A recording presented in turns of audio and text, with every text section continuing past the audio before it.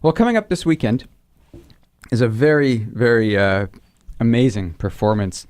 A big orchestra, WSO, with a big choir, the Winnipeg Philharmonic Choir, they're doing 3 pieces. They're, well, kind of in a way 6, or 5. They're doing Faure's Requiem, Poulenc's Gloria, and they're doing 3 Metis songs from Saskatchewan by Malcolm Forsythe.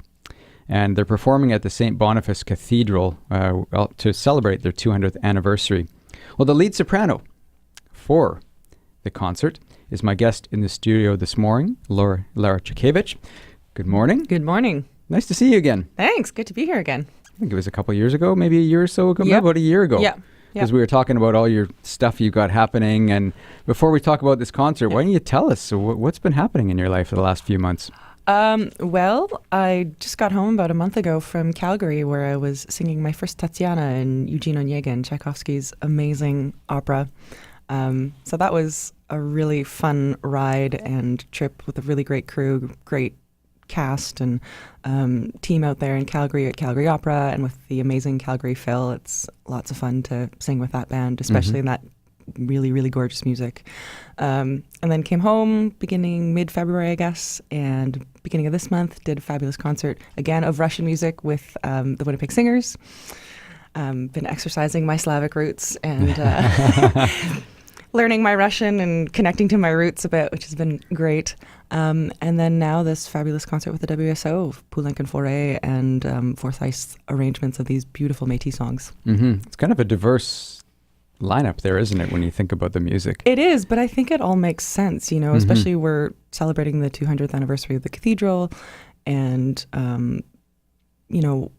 the culture that surrounds the cathedral, which is multicultural and has a really broad history. So I think it's important that that's reflected in the music that's celebrating the anniversary. Now, I asked you off air if this is the first time you've performed the Faure, and you said, well, you've probably sung in it before, but never had the lead. I don't think I've ever done it within sung the Pie Jesu in context of actually doing it in the Requiem. So that's going to be very special. And it's such a beautiful work. And I've sung the Requiem as a chorister, which I also love. I could probably sing most of it by heart with the choir. So it's really fun. This time you're going to be at the front of the stage. That's right. Yeah. You can't run to the back and hide. You're going to be all the way up front. No hiding. Don't want to.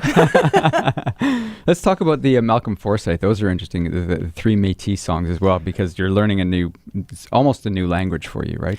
Well, in some ways, it's more understanding the languages that are, part of Métis culture, which Métis languages, they're a polyglot culture, so it's sort of hard to pin down and say, this is the Métis language. There is influence from French, there's influence from Cree, there's influence from other indigenous languages, from English. And so the transcriptions that Forsythe used of these songs, I think they were written down in the 50s or the 60s. I don't quite remember. And so the language that was used in these transcriptions is more French-Canadian French, or an older version of French-Canadian French, but that would have, traveled, from the eastern part of Canada into the prairies and been passed on through Métis culture as one of the languages that's spoken. And so as I was saying to you, I happened to get put in touch with a wonderful Métis gentleman who's very generous in, talking to me a little bit and teaching me a little bit about, the basics of Michif languages and helping me to understand how that might influence the color of the French. It's not going to be French from France, nor is it going to sound like French from Quebec, or even maybe, French that we speak now in St. Boniface, but it's certainly...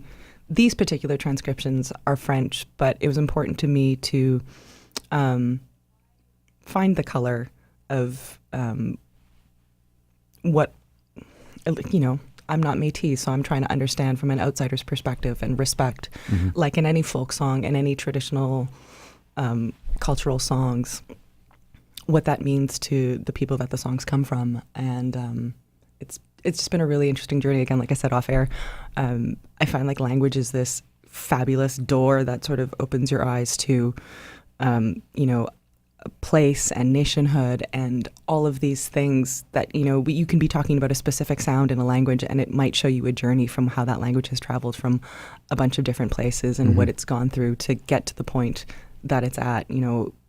Every day in any language we make choices about how to pronounce things, and that tells a story about where we've been and where we're going. And so it's the same with these songs, and it's been a really fascinating and wonderful introduction for me. Yeah, I mean, one of the things is I'm not a singer myself, but I imagine, being a performer and being a singer is understanding not just, the notes but understanding the history of the music as well, right? Correct. To know what the nuance is. And correct. Mm-hmm. Yeah.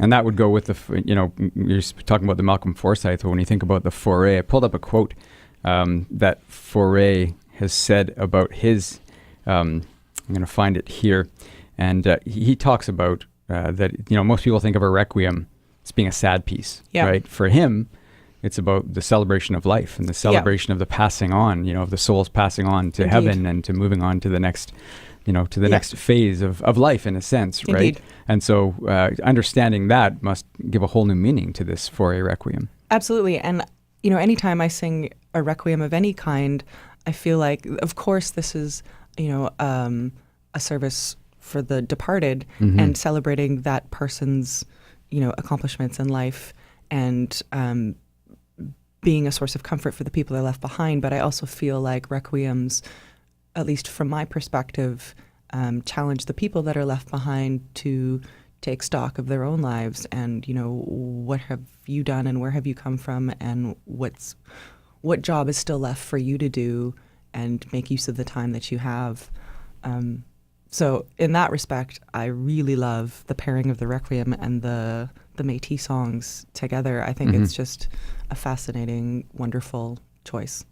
I'm in conversation with Lara Ciekiewicz. She is the leading soprano, or the soprano, I guess you could say, in the concert coming up this weekend with the WSO, the Winnipeg Philharmonic Choir. It takes place at the St. Boniface Cathedral. They are doing Faure, they're doing the Malcolm Forsythe songs, and they're doing the Poulenc, the Gloria. Tell us about the Gloria. Gloria. It's glorious. It is. The word I keep using to describe the harmonies in the Poulenc is delicious. For me, it's just filled with so many colors of all these different musics of the time. And it's funny, when I, first started looking at it, for whatever reason, my brain had categorized Poulenc in the 20s and the 30s. And the Gloria is late, it's like the 1962, 63 or so that it was premiered. Started writing in about 59. So it's very modern, and you hear that. I hear Stravinsky, and I hear Wagner, frankly, in the first. I mean, that's going back a little more, but I still hear that. And my husband said last night, we were talking about some of the brass fanfares, and I said, this sounds cinematic to me. And he's like, I think John Williams listened to a lot of the Poulenc Gloria when he was starting to compose his film scores. And it's true. It's got this, it's picturesque, and he paints the words, and, you'll read about the Gloria and people will say, people thought, maybe it was a little too flippant for a sacred work. And, Poulenc's answer was, well, go look at this fresco that I saw where the angels are sticking their tongues out at each other and being playful. And yes, there's a place for something somber and sober in sacred music, but there's a place for, everything that's human in sacred music. And I think this Gloria is so much about that and about celebration and humanness. Yeah, it's a great program. Really interesting program. And one of the great things that's taking place at the St. Boniface Cathedral, which, it's different than watching it in the concert hall. Nothing wrong with the concert hall at all, but it's like adding a fourth dimension to it, right? Yeah, you will be right with the orchestra and the choir. We will be right there with you. Perfect. No separation. Almost on stage. Pretty much. Almost pretty close. Thank you for coming in this morning. Nice to see you again. Welcome back home. Thank you. Welcome back home. Enjoy your time at home. In conversation with Lara Ciekiewicz. Again, we're talking about the concert this weekend with the WSO and the Winnipeg Philharmonic Choir. They're performing at the St. Boniface Grand Cathedral among the ruins. And they're doing the Faure, and they're doing Poulenc and Malcolm Forsythe. And go to wso.ca for more information and tickets.